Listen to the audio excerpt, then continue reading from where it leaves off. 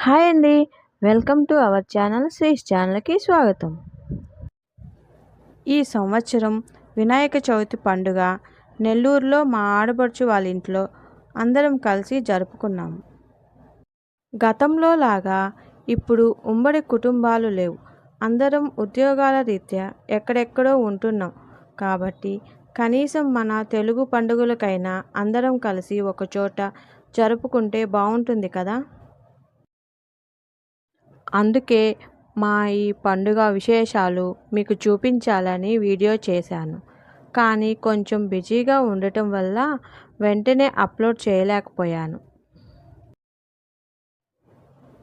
పొద్దున్నే మా వారు, మా అన్నయ్య ఇద్దరు కలిసి వెళ్ళి వినాయక ప్రతిమ, పత్రి మరియు పూజకు కావాల్సిన సామాన్లు తీసుకువచ్చారు. ఈలోపు మా ఆడపడుచు ప్రసాదాలు మరియు భోజనం తయారు చేసింది. నేను, పిల్లలు కలిసి స్వామివారికి అలంకరణ పూజకు సిద్ధం చేశాము. సాంప్రదాయ వస్త్రాలతో అందరం వినాయకుడి పూజకు రెడీ అయ్యాం. మా వారు వినాయక వ్రతకల్పం చదువుతూ ఉంటే మేమందరం అక్షింతలు, గంధం, పత్రితో స్వామివారికి సమర్పించాం.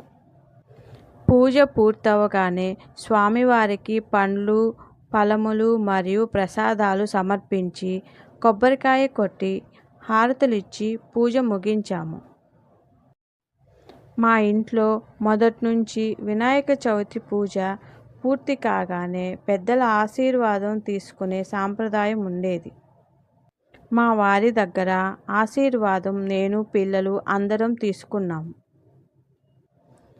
చూశారుగా మా ఇంట్లో జరిగిన వినాయక చవితి పండుగ విశేషాలు. ఈ వీడియో కనుక మీకు నచ్చినట్లయితే లైక్ చేయండి, షేర్ చేయండి. కొత్తగా చూస్తున్న వాళ్ళైతే సబ్స్క్రైబ్ చేసుకోండి. Thank you for watching.